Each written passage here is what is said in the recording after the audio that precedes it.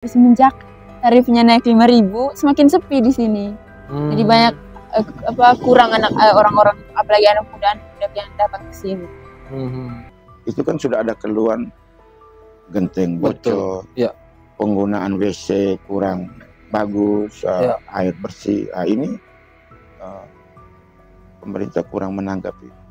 Tetapi pemerintah tetap menuntut bahwa pengelola harus membayar. Sesudah itu sistemnya bertanggung jawab keuangannya seperti itu.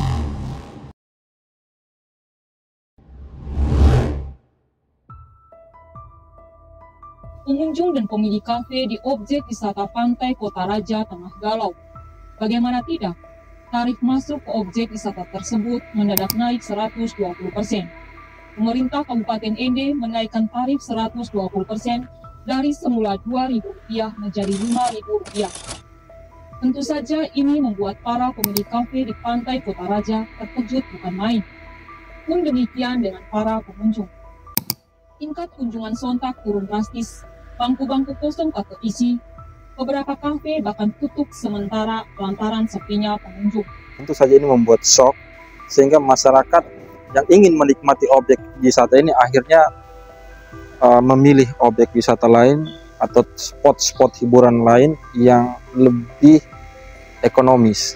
Biasanya kalau di pantai Kota Raja sekitar jam 6, setengah 7 atau jam 7 itu ada keramaian di sekitar sini, di mana dipenuhi oleh anak-anak muda dan juga masyarakat yang ingin menikmati objek wisata pantai Kota Raja. Namun seminggu terakhir setelah kenaikan tarif masuk pantai Kota Raja, akhirnya tingkat kunjungan masyarakat menjadi sepi.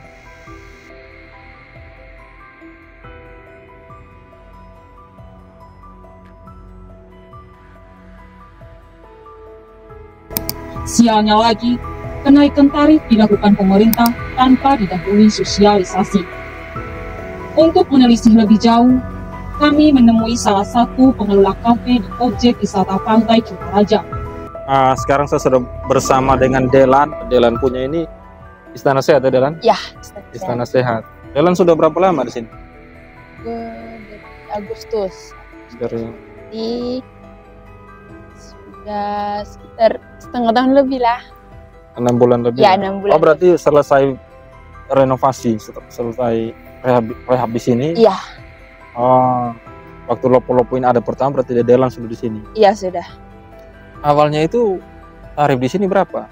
Awal tarif kalau kita kan di sini lebih sediakan menu-menu yang lokal, jadi banyak yang dari tamunya sih banyak dari luar, tapi tidak menutup kemungkinan kalau tamu yang di dalam kota. Lalu awal-awal itu kan diterapkan tarif, kalau kakak tidak salah ingat itu 2.000. Ya, 2.000. Waktu itu mempengaruhi tidak tingkat kunjungan? Itu juga masih mempengaruhi, kadang ada yang kayak belum terima begitu. Kayak di sini kan memang ini tempat rekreasi, tapi mentokan palingan dilihat senja dengan itu kan tidak ada hiburan-hiburan, jadi orang juga komen hanya palingan masuk lihat senja terus foto-foto, tapi bayarnya 2.000. Jadi 2.000 saja orang sudah banyak yang komen. Itu 2.000 tuh? Iya, 2.000. Berat. Iya, berat. Lalu tiba-tiba 1 minggu lalu itu? Ya, seminggu lalu tiba-tiba ada plang yang tulisan itu, tiba-tiba naik 5.000. Dari situ kami sebelumnya dengan bosnya juga sudah sempat komplain. Kami bilang yang 2.000 saja orang sudah komplain, apalagi yang 5.000 pasti orang pasti lebih kaget lagi, tidak ada tempat hiburan sematanya karena datang mau lihat senja terus pengen foto-foto tapi harus bayar 5.000 gitu. Jadi awalnya dengan bosnya juga sudah itu ke Dispar sih, tapi belum ada respon dari Disparnya. Iya.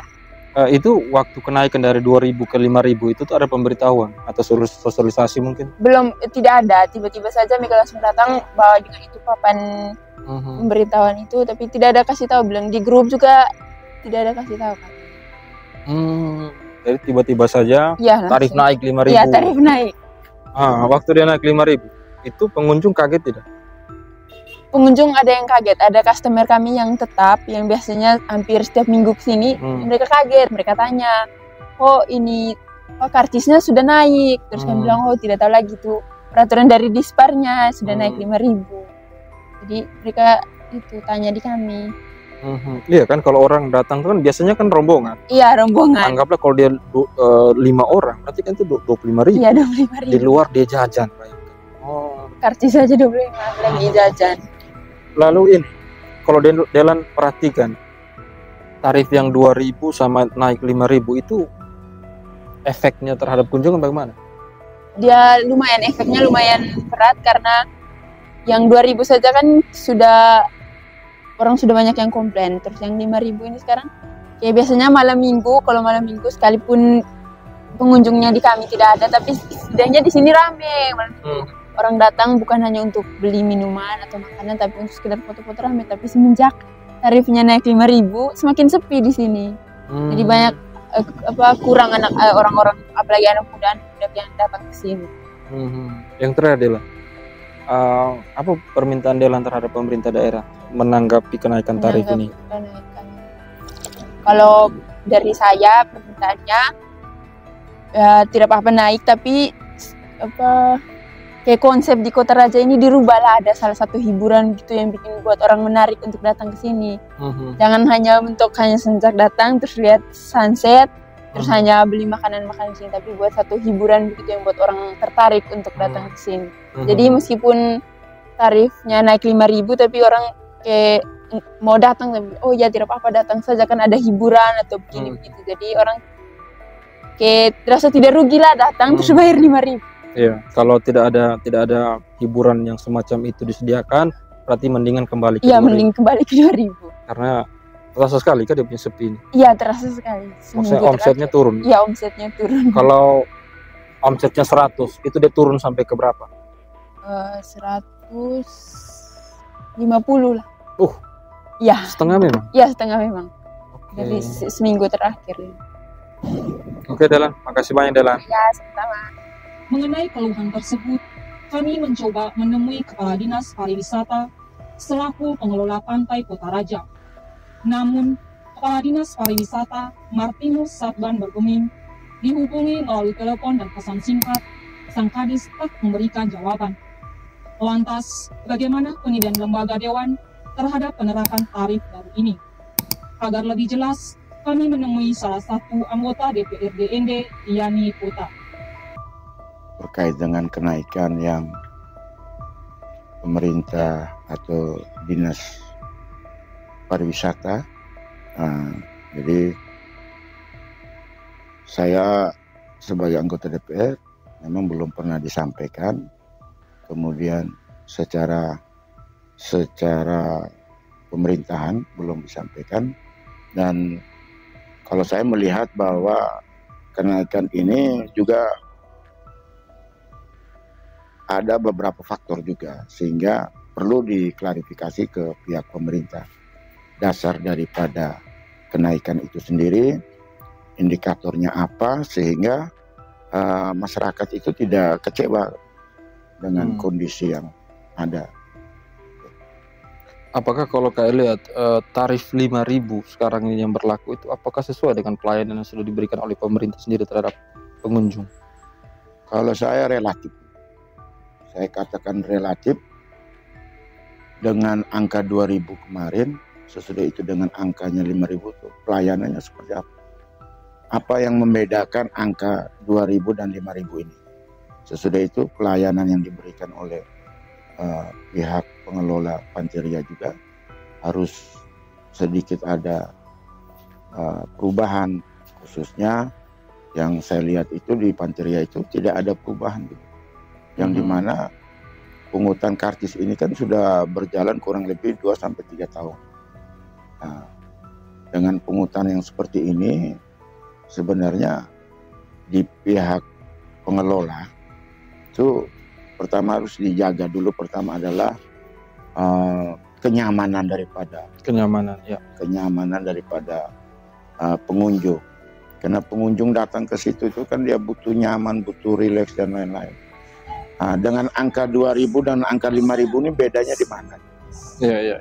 Jadi indikatornya itu apa sehingga di angkanya 5.000? Mungkin kemarin 2.000 ada penambahan pelayanan, ada penambahan objek-objek yang menjadi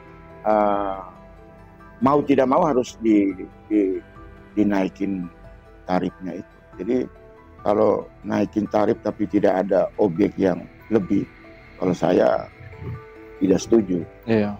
Padahal kalau saya wawancara beberapa pengelola kafe di Pantai Kotaraja, mereka mengatakan ini dikategorikan objek wisata premium, tetapi itu kan jaringan instalasi air belum ada, gentengnya bocor, dan barang juga sering hilang. Dari aspek pelayanan, saya kira KAI punya pendapat tadi benar-benar mengenai bahwa memang kalau mau naikkan ya hal-hal seperti ini harus diperhatikan juga.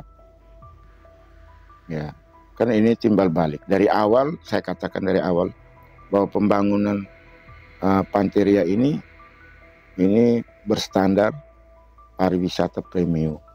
Ini dulu. Sesudah itu yang disampaikan bahwa ada bocor, PDAM-nya tidak ada, dan lain-lain. Nah, ini sebenarnya harus pengguna ini harus menyampaikan ke dinas yang terkait. Siap. Jadi ini perlu evaluasi dan kerja-kerja dinas pariwisata. Saya sudah beberapa pengelola kafe itu saya sudah tanyakan. Kata mereka, misalkan terkait dengan genteng bocor, itu ternyata dari awal sudah dikeluhkan, tapi sampai sekarang juga belum disediakan. Begitupun dengan jaringan instalasi air. Bahkan akibatnya ya toilet terpaksa jadinya kotor sekali. Nah, dengan adanya realitas seperti ini, malah kasusnya dinaikkan. Tadi KAI sempat menyinggung bahwa ini sudah saatnya evaluasi sebelum kenaikan tarif itu. Langkah selanjutnya KAI? Ya, langkah selanjutnya harus dipanggil pengelola dengan yang pemilik lapak dengan dinas terkait, ya dinas pariwisata. Duduk, rembuk, bagaimana seperti ini, solusinya seperti apa. Yang dari genteng bocor dan lain-lain itu kan saya juga bingung. Kan ada masa pemeliharaan. Ini genteng bocornya kan bukan baru sekarang. Sesudah melakukan pekerjaan itu dan penyerahan PHO kepada pemerintah daerah, itu kan sudah ada keluhan genteng bocor, penggunaan WC kurang bagus, air bersih. Nah, ini pemerintah kurang menanggapi. Tetapi pemerintah tetap menuntut bahwa pengelola harus membayar. Sesudah itu sistemnya bertanggung jawab keuangannya seperti apa. Baik, KAI. Yang terakhir, KAI, ini kan pengunjung menjerit, pengelola usaha menjerit, sedangkan DPR ini kan salah satu anggota DPR yang terkenal garang ini kan KAI. Kalau bisa kasih clue-cluenya sedikit, apa yang bisa KAI bantu atau lakukan melalui lembaga DPR untuk membantu persoalan ini? Ya, kalau memang ini menjadi keluhan masyarakat, dan kita pasti memanggil dinas yang terkait pariwisata untuk rapat dengar pendapat.